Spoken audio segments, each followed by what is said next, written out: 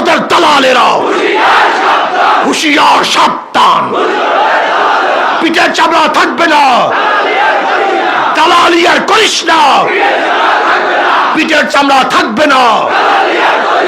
নারায়ে তাকবীর। আল্লাহ পাকের শুকর যে মাওলাই করিম আপনাকে আমাকে এখন পর্যন্ত হায়াতে রেখে সুস্থ শরীরে জুমার নামাজ আদায়ের উদ্দেশ্যে চরমনাই এই ময়দানে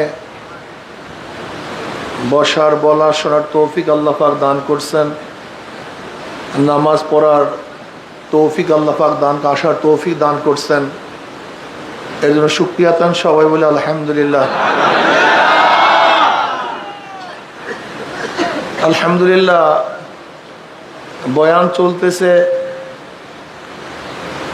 আগামীকাল আখির মোনাজাত দেওয়ার আগ পর্যন্ত নসিহাত চলতে থাকবে। বুখারী শরীফের রওয়ায়াত আছে দ্বীন ওয়ান নসিহা, নসিহাতের নামই দিন। যতদিন নসিহাত চলতে থাকবে ততদিন দিন জারি থাকবে। নসিহাত বন্ধ, দিনও বন্ধ। তার মানে এখানে যারা আসছি হয়তোবা কেউ কার নসিহাতের মাধ্যমে আল্লাহ পাক রব্বুল আলামিন দিনদার বানাইছেন।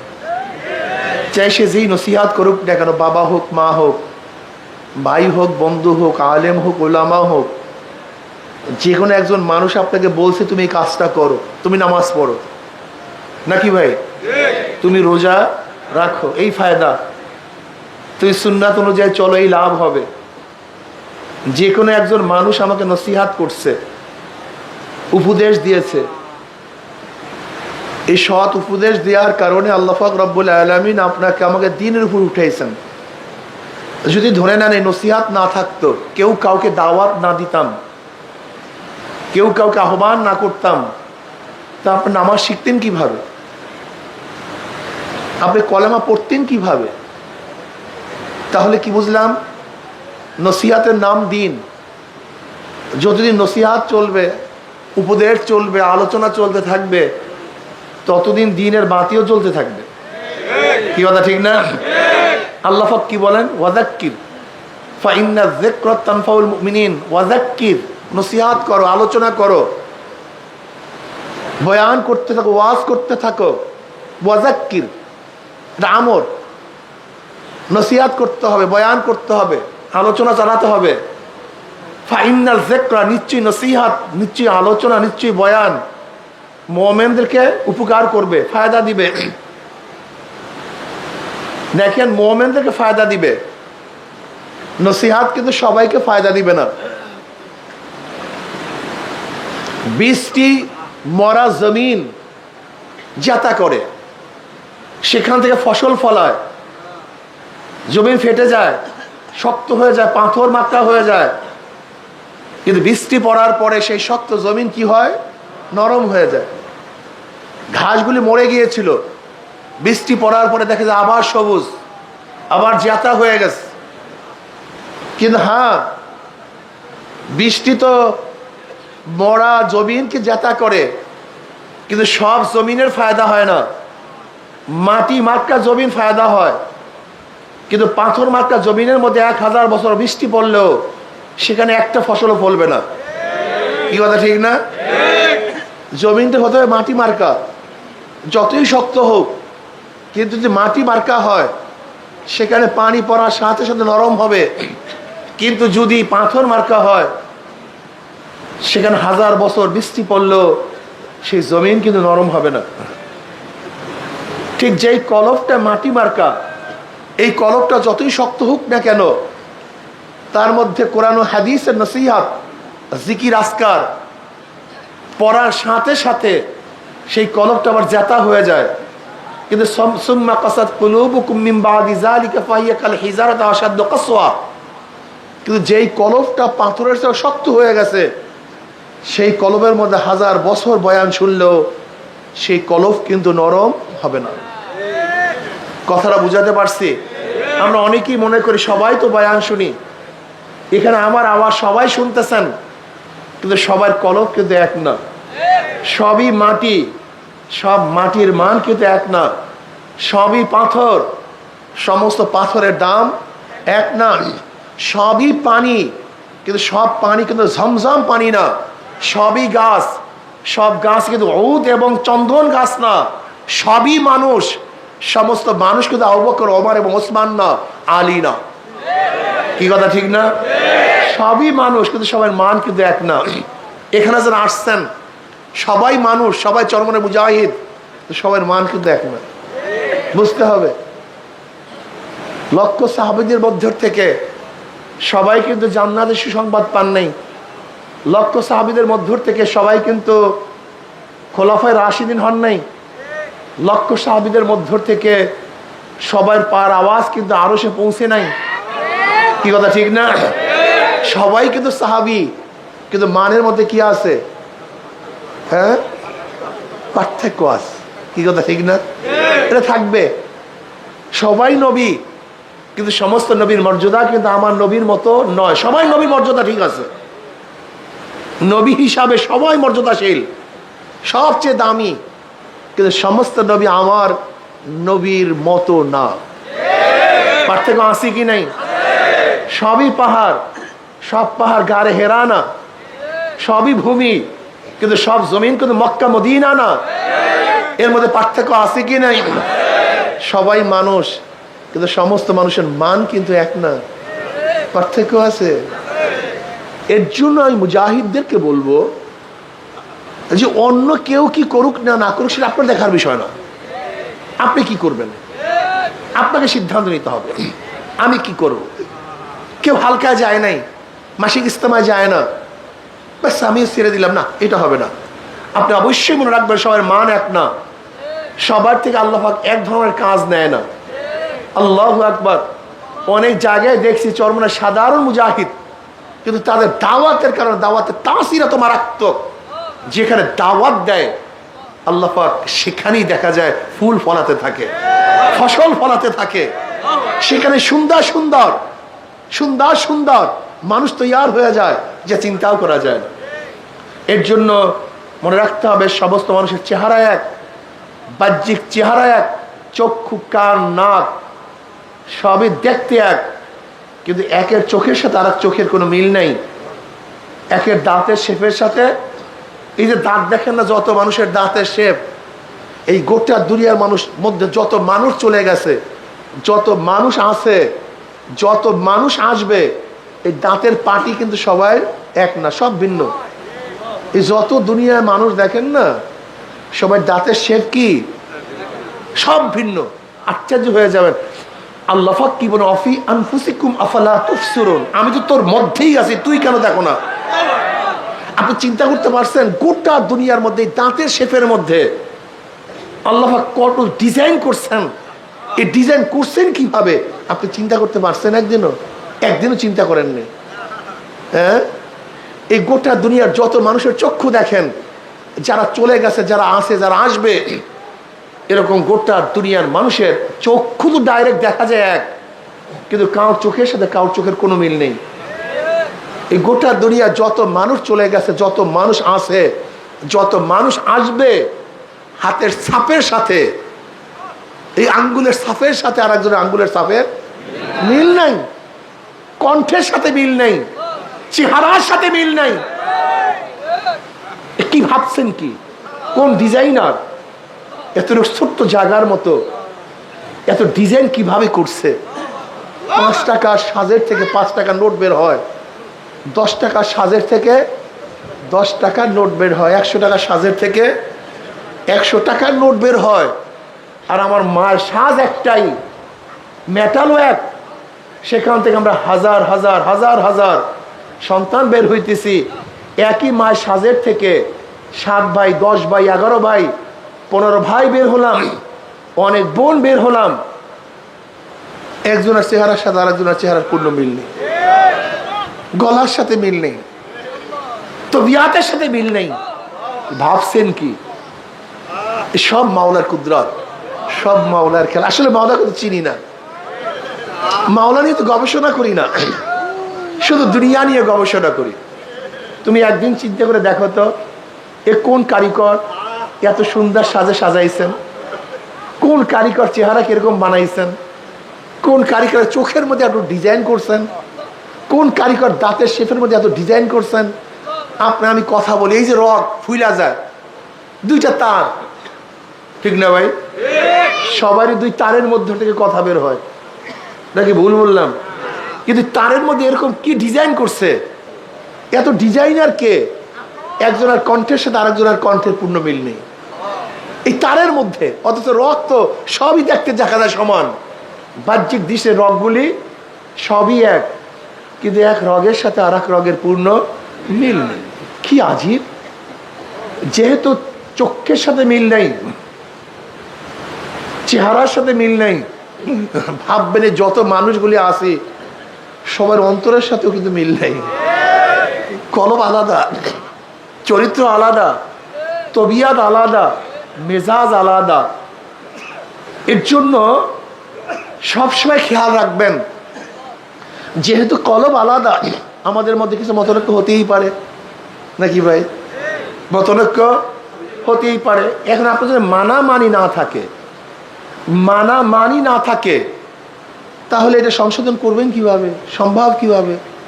কেউ কার কথা মানলেন না, আমি ঠিক মানি না। আপনি কে? কিসের থানা, কিসের জেলা, কিসের বিভাগ? মানি না। কি করবেন?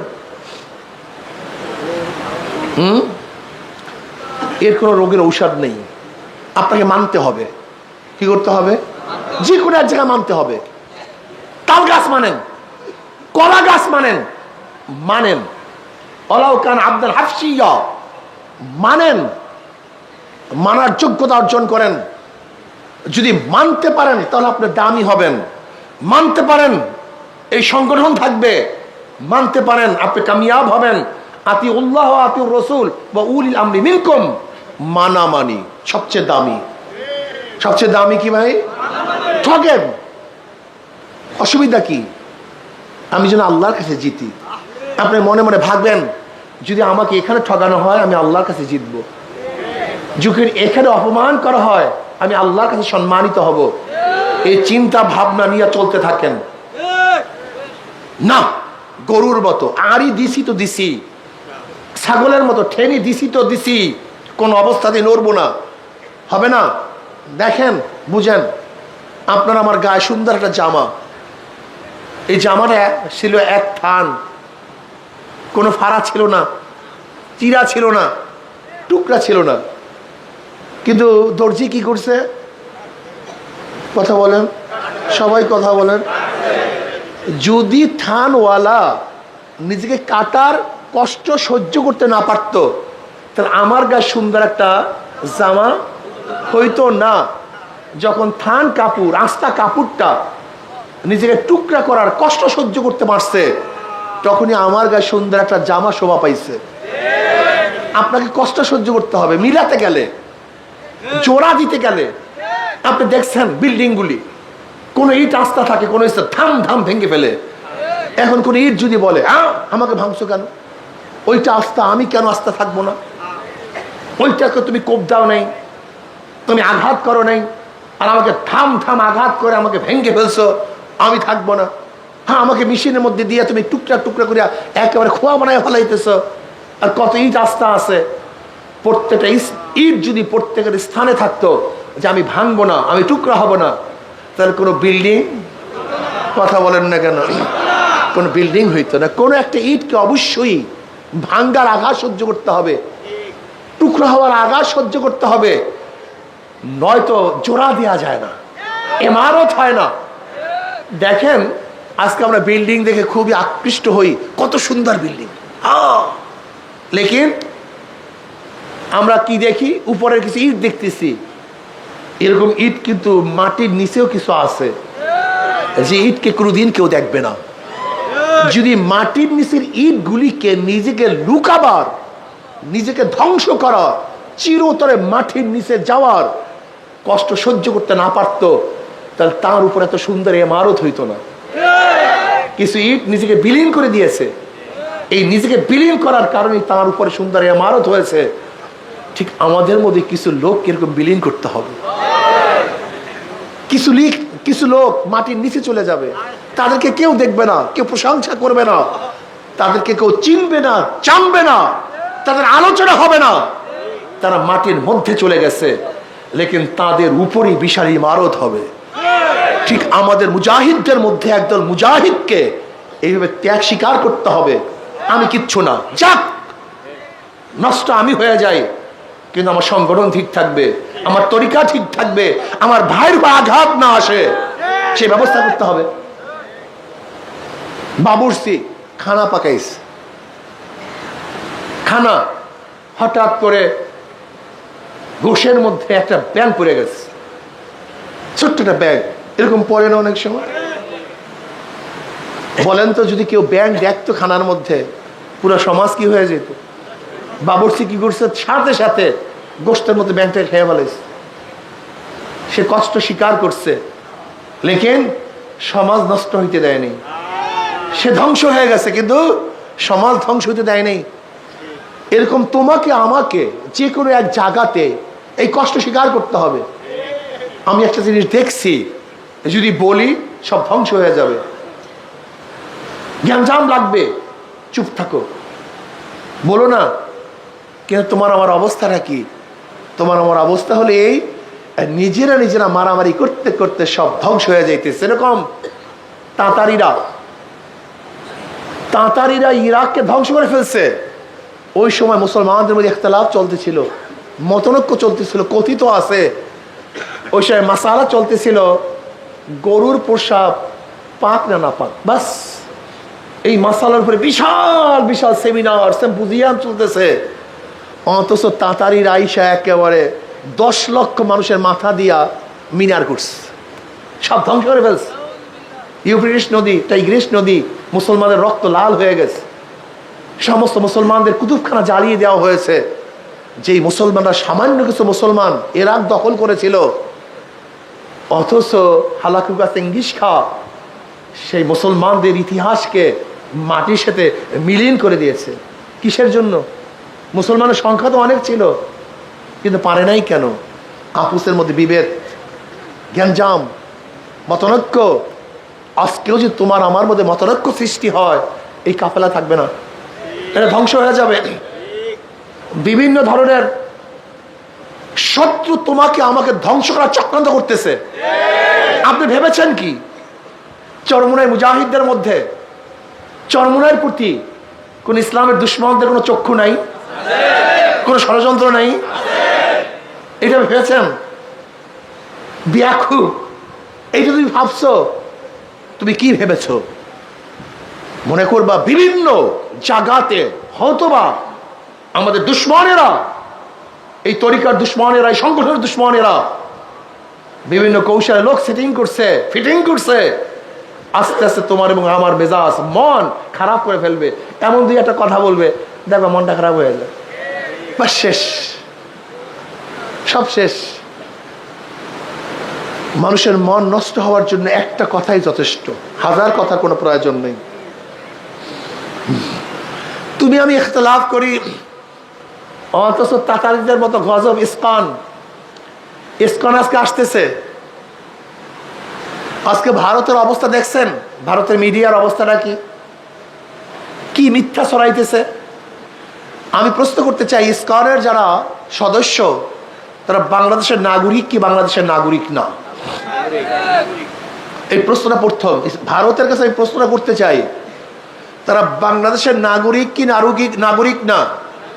না তারা ভারতের নাগরিক, এ দেশে অস্তিত্ব সৃষ্টি করার জন্য ভারত পাঠিয়েছে? এটা আমাদেরকে দেখার বিষয় আছে, কি কথা ঠিক না? যদি ইসকনের সদস্যরা বাংলাদেশের নাগরিক হয়ে থাকে, তাহলে অবশ্যই এই বাংলাদেশের আইন অনুযায়ী তাদের বিচার হবে, সমাধান হবে, তারা নাগরিকের অধিকার ভোগ করবে, কি কথা ঠিক না? যেখানে ভারতের কিছু করার নেই, ভারতের কিছু দেখার নেই, কিন্তু ভারত এত উৎসাহিত কেন? ভারতের মিডিয়া এত গরম কেন? এত মিথ্যা প্রোপাগান্ডা ছড়াচ্ছে কেন? তার মানই হলো সিকিমের মতো এই ভারত এই দেশটাকে গ্রাস করার চক্রান্ত করতেছে। ভারত তো দেশটাকে গিলে ফেলছিল, হঠাৎ করে বাংলাদেশের জনগণ সচেতন হওয়ার কারণে, সাপের মুখের থেকে খাদ্যকে টেনে বের করার কারণে, সিংহের মুখের থেকে খাদ্য ছিনিয়ে আনার কারণে এখন সিংহের মাথা খারাপ হয়ে গেছে, বাঘের মাথা কি হয়ে গেছে। তুমি ভেবেছো তুমি সিংহ, তুমি ভেবেছো তুমি সিংহাবাসন, তুমি ভেবেছো তুমি সিংহ, তুমি বাঘ। কিন্তু বনের জঙ্গলের ছোট প্রাণীগুলো যখন একসাথ হয় তখন বড় বড় বাঘও ভাগতে বাধ্য হয়, পরাজিত হতে বাধ্য হয়। ভারত নিজেকে বাঘ ভাবে, অথচ আমি জীবনেও ভারতকে কোনোদিনই বাঘ ভাবিবি নাই। ভারতকে আমি কোনো শক্তিশালী দেশই মনে করি না। ইতিহাস আছে এদের, এদের ইতিহাস আছে। মোহাম্মদ বিন কাসিম রহমতুল্লাহ আলাইহি মাত্র 5,000 সৈন্য নিয়ে রাজা দাহিরের 1,00,000 সৈন্যকে পরাজিত করেছিল, রাজা দাহিরকে হত্যা করেছিল। সুলতান মাহমুদ গজনবী রহমতুল্লাহ আলাইহি 17 বার ভারত আক্রমণ করে বিজয় করেছিল। দ্বিতীয় পানিপথের যুদ্ধে প্রায় লক্ষ লক্ষ ব্রাহ্মণদেরকে হত্যা করা হয়েছিল। এই ভারতের মধ্যে আমরা স্বল্প সংখ্যক মুসলমান দীর্ঘ 750-800 বছর পর্যন্ত শাসন করেছিলাম। এই ভারত তো আমাদের, এই ভারত কাদের? এটা মুসলমানদের দেশ। কারণ ভারতের মুসলমানদের থেকেই ব্রিটিশ দেশ দখল করেছিল। যেহেতু আমার থেকে দখল করা হয়েছে, কাজে ক্ষমতা দ্বিতীয়বার আমাকেই দিতে হবে, নাকি ভুল বললাম? এই ভারত মুসলমানদের দেশ। 750-800 বছর পর্যন্ত মুসলমানরা শাসক ছিল। 1803 ঈসাই সালে তৎকালীন জাফরের থেকে ব্রিটিশ এই দেশ দখল করে, যুদ্ধের মাধ্যমে নয়, ষড়যন্ত্রের মাধ্যমে, যুদ্ধের মাধ্যমে, মুনাফিকের মাধ্যমে।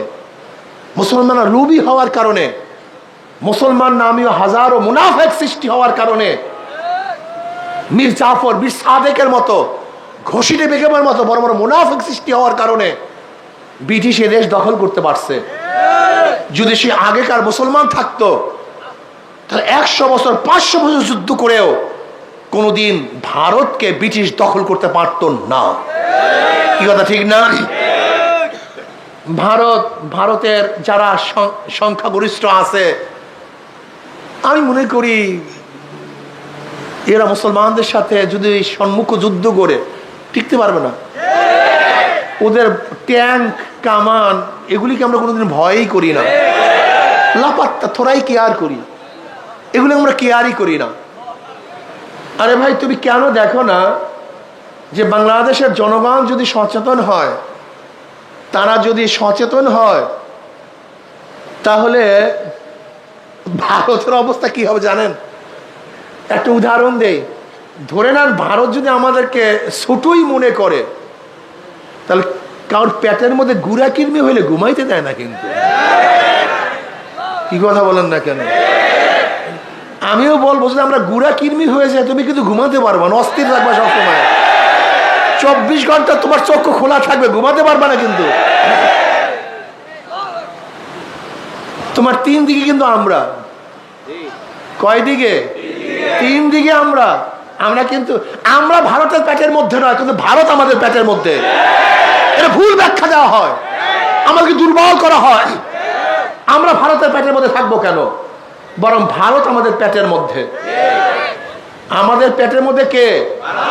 যদি নাড়া দেয় বের হয়ে যাবে, কিন্তু যদি ঠিক মতো পেটে নাড়া দেয় বের হয়ে যাবা। আমি ভারতকে বলবো, আমরা মারামারি করতে চাই না, আমরা প্রতিবেশীর সাথে ভালো ব্যবহার করতে চাই, ভালো সম্পর্ক রাখতে চাই। এটা আমাদের অভ্যাস, এটা আমাদের শিক্ষা। লেকিন ভারত যদি বারবার আমাদের দেশ নিয়ে ষড়যন্ত্র করতে চায়, করে, আমরা কিন্তু সচেতন, আমরা কিন্তু গোলাম না। বাংলাদেশে মানুষ না খেয়ে থাকতে পারে, কিন্তু গোলামি করতে পারে না। বাঘ 1000 বছর না খেয়ে থাকতে পারে, কিন্তু ঘাস খেতে পারে না। মুসলমানরা হাজার বছর না খেয়ে থাকতে পারে, ক্ষুধার্ত থাকতে পারে, ঘরহীন থাকতে পারে, বস্ত্রহীন থাকতে পারে, কিন্তু কারোর পায়ের নিচে মাথা নত করতে পারে না। এটা আমাদের ইতিহাস, এইটি আমাদের ইতিহাস। কোনোদিন মাথা নত করতে পারি না আমরা। তু শাহিন है परवाज है काम तेरा, तू शाहीन है परवाज है काम तेरा, तेरे सामने आसमां और भी है। শাহিন মানে বাস পাখি। শাহিন কি? বাস পাখি। কবি ইকবাল বলতেছে তুই শাহিন, বাস পাখি। বাস পাখি কোথায় ওড়ে? আকাশে উঠতে থাকে, তার কোনো সীমা রেখা নাই। এটা ভারতের সীমা রেখা, এটা মিয়ানমারের সীমা রেখা, এটা পাকিস্তানের সীমা রেখা, এটা আফগানের সীমা রেখা, এটা চীনের সীমা রেখা। এরকম কোন সীমা রেখায় কিন্তু বাঁশ পাখি ওঠে না। বাঁশ পাখির চক্ষু যেদিকে যায় সে সেদিকেই চলতে থাকে, সেই দিকেই উঠতে থাকে। মুসলমান বাঁশ পাখি, এদের কোনো নির্ধারিত সীমা রেখা নেই। চীন আরব হামারা, হিন্দুস্তান হামারা, অতন হয় হাম, সারা জাহা হামারা। গোটা দুনিয়ায় মুসলমানদের, গোটা দুনিয়ার মালিক আমার আল্লাহ। ইন্নি জাইলুল ফিল আরদি খলিফা, মুসলমান হলো তার প্রতিনিধি। যেহেতু আমার মাওলার জমিন, আমরা তার প্রতিনিধি। জমিনের মালিক কে? মুসলমান। কি কথা ঠিক না? দুনিয়ার শাসক কে? মুসলমান। এর জন্য আমাদের কোনো সীমা রেখা রেখা নেই, আমাদের কোনো সীমানা নেই, আমাদের নির্দিষ্ট কোনো জমি নাই। যেহেতু গোটা জমির মালিক আল্লাহ, গোটা জমির মালিকের নেতৃত্ব প্রদান করবে আল্লাহর খলিফারা। ঠিক না? আমরা এখন দুর্বল হয়ে গেছি, আমরা ইনশাল্লাহ আবার শক্তিশালী হব। যদি ভারত বেশি বেতাল করে, একটু আমাদের অস্থিতিশীল সৃষ্টি করার চেষ্টা করে, তাহলে আমরা ভারতকে অনুরোধ করব আপনি সঠিক জিনিস বোঝার চেষ্টা করুন, আপনি সোজা হয়ে যান, প্রতিবেশীর সাথে ভালো ব্যবহার করার চেষ্টা করুন। আমাদের দেশকে রক্তপাত করার চেষ্টা করবেন না, ধর্মীয় উন্মাদনা সৃষ্টি করার চেষ্টা করবেন না, ইসকনকে নতুন ষড়যন্ত্র আপনি করবেন না। এটা বাংলাদেশের ম্যাটার, এটা বাংলাদেশ দেখবে, তারা বুঝবে। কিন্তু খোদা না খাস্তা যদি প্রমাণিত হয় ইসকন এটা ভারতের সৈন্য, ইসকন ভারতের লোক, ইসকনের মাধ্যমে এদেশকে ধ্বংস করার চক্রান্ত চলতেছে, তাহলে ইনশাআল্লাহ বাংলাদেশের প্রত্যেকটা নাগরিক ঐক্যবদ্ধ হয়ে একত্রিত হয়ে ইসকনের বিরুদ্ধে লড়াই করবে। এটা হিন্দুদের বিরুদ্ধে লড়াই নয়, এটা সংখ্যালঘুর বিরুদ্ধে লড়াই নয়। এই যুদ্ধ হবে ষড়যন্ত্রের বিরুদ্ধে যুদ্ধ, এই যুদ্ধ হবে ভারতের দালালের বিরুদ্ধে যুদ্ধ, এই যুদ্ধ হবে যারা দেশ এবং এই মাটি নিয়ে ষড়যন্ত্র করে তাদের বিরুদ্ধে যুদ্ধ। কি কথা ঠিক না? কিন্তু আমরা কি মনে করি, যখন ইসকন আসে তখন ধর্ম ধর্ম, সংখ্যালঘু সংখ্যালঘু না। এদেশে হাজারো হিন্দুরা আছে যারা এই মাটি এবং মানুষের কথা বলে, হাজারো হিন্দুরা আছে যারা দেশ নিয়ে চিন্তা করে, যারা নিজেদেরকে দেশের নাগরিক মনে করে। কিন্তু ইসকনের সদস্যরা নিজেদেরকে এই দেশের নাগরিক মনে করে না। যদি তারা এই দেশের নাগরিকই মনে করবে, তাহলে তারা কেন বিবৃতি দিবে যে ভারতের অবশ্যই হস্তক্ষেপ করে এটা সমাধান করা উচিত? এই বিবৃতি কেন দিবে? ম্যাটার তো আমাদের।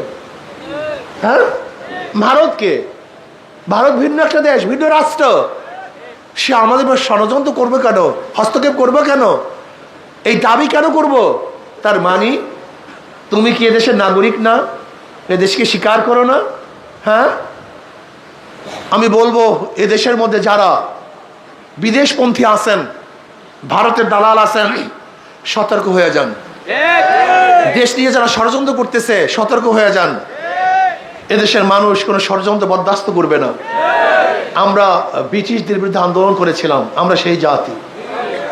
আমরা পশ্চিম পাকিস্তানের বিরুদ্ধে আন্দোলন করেছিলাম, আমরা সেই জাতি। আমরা সন্ত্রাসের বিরুদ্ধে আন্দোলন করেছি, আমরা ফ্যাসিস্টের বিরুদ্ধে আন্দোলন করেছি, মাথা নত করি নাই, আজও করব না। ইনশাল্লাহ ডাক আসলে, যখনই ডাক দেওয়া হবে আমরা ঝাঁপিয়ে পড়তে রাজি আছি ইনশাআল্লাহ। দেরি করবো না, সবাই ঝাঁপিয়ে পড়তে রাজি আছেন ইনশাআল্লাহ। নারায়ে তাকবীর, নারায়ে তাকবীর। আমরা সবাই নবীর সেনা, আমরা সবাই রসুল সেনা। কোরআন সুন্নাহর আলো ঘরে ঘরে চালো। রুশ ভারতের দালালেরা হুঁশিয়ার সাবধান। দালালি আর করবি না, পিঠের চামড়া থাকবে না। দালালি আর করবি না, পিঠের চামড়া থাকবে না। নারায়ে তাকবীর, নারায়ে তাকবীর। আমরা সবাই নবীর সেনা, ভয় করি না বুলেট বোমা। কোরআন সুন্নাহর আলো রুশ ভারতের দালালেরা হুঁশিয়ার সাবধান। পিঠের চামড়া থাকবে না, দালালি আর করিস না। পিঠের চামড়া থাকবে না। নারায়ে তাকবীর। দালালি করতে দেয়া যাবে না, পিঠের চামড়া রাখবো না, থাকবে না ইনশাআল্লাহ। অনেক দালাল সৃষ্টি হয়েছে আমাদের বাংলাদেশের মধ্যে, বহুত ভারতের দালাল।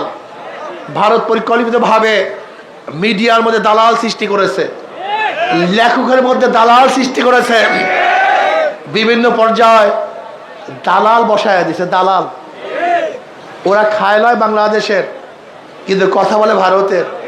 কি ওটা ঠিক না? ওরা থাকে বাংলাদেশে, মেজাজটা কিন্তু ভারতের। ওদের চিন্তা ভাবনা সব ভারতের। মনে রাখবেন, আপনারা মনে রাখবেন যে শেরে বাংলা ফজলুল হক রহমতুল্লাহ আলাই বলে, শেরে বাংলা ফজলুল হক বলেছিলেন, শেরে বাংলা ফজলুল হক বলেছেন যে আমার কোনো কথা যদি দেখো ক্যালকাটার বাবুরা খুশি, তাহলে মনে করবো আমার কথাটা মুসলমানদের বিরুদ্ধে চলে গেছে। আর যদি দেখো আমার কথা ক্যালকাটার বাবুরা খুবই বেজার, তখন ভাববা আমার কথাটা ক্যালকাটার বাবুদের বিরুদ্ধে চলে গেছে। ঠিক মনে করবা কোনো দলের কোনো ব্যক্তির বক্তব্য যদি ভারত খুশি হয়, তাই মনে করবা যে এটা ভারতের দালাল। আর যদি কারোর কথা এবং বক্তব্য যদি দেখো বাবুরা একটু দুঃখ পায়, মনে করতে হবে এটা ভারতের বিরুদ্ধে, এটা বাংলাদেশের পক্ষে, এটা জাতির পক্ষে। আজকে অনেক দল ক্ষমতায় যাওয়ার জন্য দালালি শুরু করছে। দালালি আর করবি না, পিঠের চামড়া থাকবে না। কি ঠিক আছে? দালালি আর করবি না, পিঠের চামড়া থাকবে না। দালালরা ক্ষমতায় যাওয়ার জন্য ষড়যন্ত্র শুরু করছে। ওদের দালালি নস্যাৎ করতে হবে। বাংলাদেশ ইসলামী হুকুমাত কায়েম করতে হবে। আল্লাহর জমিনে আল্লাহর হুকুমাত কায়েম করতে হবে। আল্লাহর হুকুমাত কায়েম করার জন্য প্রয়োজন রক্ত দেবে ইনশাআল্লাহ, জীবন দেবে ইনশাআল্লাহ। আমাদের তাজা রক্ত, আমাদের তাজা রক্ত এই জমিনের মধ্যে ঢেলে দেবে ইনশাআল্লাহ। ইসলামী হুকুমাত কায়েম করবে ইনশাআল্লাহ। এখন থেকে কাজ করতে হবে। যুব সম্মেলন হবে ঢাকাতে, সরার উদ্যানে বিশাল যুব সম্মেলন হবে 17 জানুয়ারি। বিশাল গ্যাদারিং হবে ইনশাআল্লাহ। যুবকরা সেখানে আসবেন। ইসলামী আন্দোলন বাংলাদেশে হাত যারা যুবক আছেন ইনশাআল্লাহ সরার উদ্যানে ইনশাআল্লাহ হাজির হবেন। রাজি আছেন ইনশাআল্লাহ? কে রাজি আছেন? আল্লাহু আকবার, আল্লাহু আকবার। আল্লাহ আমাদের সবাইকে কবুল করে নেন। दस्त दस्त है दरिया भी नहीं हिसोरे हमने, दस्त दस्त है दरिया भी नहीं हिसोरे हमने, बाहर जुल्मत में दौड़ा दिया घोड़ा हमने। इंशाअल्लाह मुसलमानेर गुली बुके लागे पीठे लागे ना। मुसलमान सामने अग्रसर होते पारे, दौड़ दिते पारे ना। मुसलमान जीवन दिते पारे, पालाते पारे इंशाअल्लाह। সেই দিকে ইনশাআল্লাহ চলতে হবে, সতর্ক থাকতে হবে। দেশ নিয়ে গোবর ষড়যন্ত্র চলতেছে। একদল ক্ষমতায় যাওয়ার জন্য পাগল হয়ে গেছে, মাথা খারাপ হয়ে গেছে পুরা। ওদেরকে চিহ্নিত করুন, ওদেরকে চিহ্নিত করুন কারা জনগণ এবং দেশের মাটি এবং মানুষের মহব্বতের বাহিরে ক্ষমতাকে বেশি প্রাধান্য দেয়। ওদেরকে চিহ্নিত করে চিরতরে ক্ষমতার মসনদ থেকে আজীবনের তার মাহরুম করতে হবে। রাজি আছেন ইনশাআল্লাহ? দাওয়াত দেন, ঘরে ঘরে দাওয়াত দেন, সবার কাছে দাওয়াত দেন, সবার কাছে গিয়ে দাওয়াত দেন, এখন থেকে দাওয়াতি কাজ বাড়াতে হবে। নহে সমাপ্ত কর্মমোদের, অবকাশ কোথায় বিশ্রামের? না, এখন বিশ্রামের সময় আসে নেই, বহুত কাজ বাকি। আসুন এই মাটি এবং মানুষ নিয়ে চিন্তা করি, এই মাটি এবং মানুষের কথা বলি, মাটি এবং মানুষের কল্যাণের জন্য কথা বলি, দেশকে রক্ষা করি, দেশকে বাঁচাবার চেষ্টা করি, অতন্ত্র প্রহরীর মতো দেশকে হেফাজত করি। যে কোনো ষড়যন্ত্র আসবে ইনশাআল্লাহ নিজের জীবন দিয়ে মোকাবেলা করবে ইনশাআল্লাহ। ইসকনকে নিষিদ্ধ করতে হবে। বাংলাদেশে ইসকনের কোনো অফিস থাকবে না, এই সন্ত্রাসী দল বাংলাদেশে থাকবে না। এটা টেররিস্ট, এটা টেররিজম, এটা সন্ত্রাসবাদ। আপনি দেখেন ইসকনের বিরুদ্ধে আলোচনা করেছিলাম কত বছর আগে, এক যুগ আগে আলোচনা করেছিলাম, এক যুগ আগে। বক্তৃতা শোনেন আমার, ইসকনের বিরুদ্ধে এক যুগ আগে আলোচনা করেছিলাম। ইসকনে বাংলাদেশের ষড়যন্ত্রকারী, এরা সন্ত্রাস, এরা টেররিস্ট। এক যুগ আগে বলেছিলাম। বাংলাদেশের সরকারের কানে পানি যায় নাই, আজকে মাত্র কানে পানি যাওয়া শুরু হয়েছে। যদি এখনো কানে পানি না যায়, তোমাদের বুকের উপরে পাড়া দিবে, তোমাদেরকে হত্যা করবে, এদেশকে বিক্রি করে দিবে, এদেশকে অস্থিতিশীল সৃষ্টি করবে। কাজে আল্লাহ আমাকে এবং আমাদের সবাইকে সমস্যা ষড়যন্ত্র থেকে হেফাজত করুন। আল্লাহর জমিন আল্লাহর হুকুমত কায়েম করুন ইনশাআল্লাহ। হাত পাখাকে আল্লাহ পাক বিজয় করে দেন। সব মার্কা দেখা শেষ। আসতে কয় ঘটনা কি? সব মার্কা দেখা শেষ। আল্লাহ আমাকে এবং আমাদের সবাইকে দেশ এবং ইসলাম মানবতা নিয়ে কাজ করার তৌফিক দান করেন। 6 ডিসেম্বর ছাত্র আন্দোলনের ইনশাআল্লাহ সম্মেলন, সেখানে সমস্ত ছাত্র উপস্থিত হব। সুবহান